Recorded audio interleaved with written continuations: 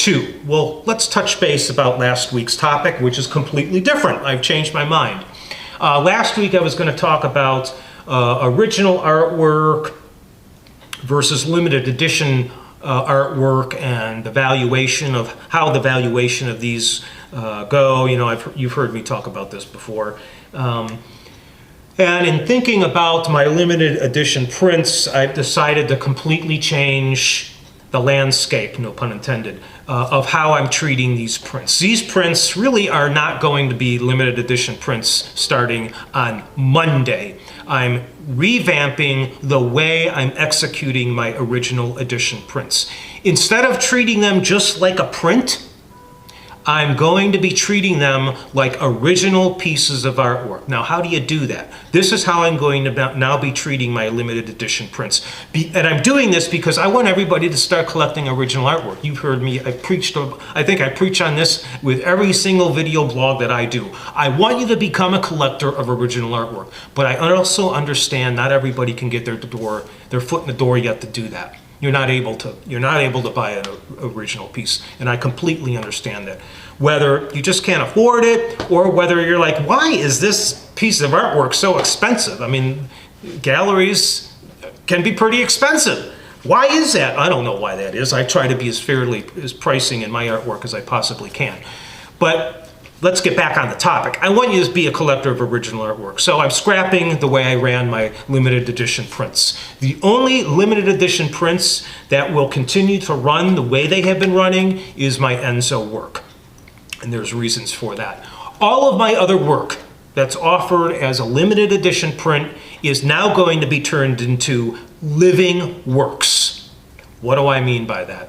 Well, what I'm going to be doing with my limited edition prints is I'm going to be going back into the print and doing a hand-worked top layer on that print. So that print essentially becomes an original piece of artwork. There's never going to be the same print. Even if I limit it to like 10 prints, each of those prints are going to be reworked by hand by me and then shipped out to you. Hence, it's an original. There's going to be something on that the other print's not going to have.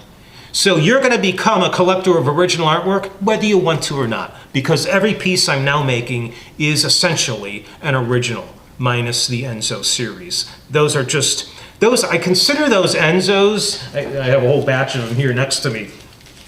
I consider these to be, these emerge out of meditation, and I just think it's a snapshot, of that particular meditation.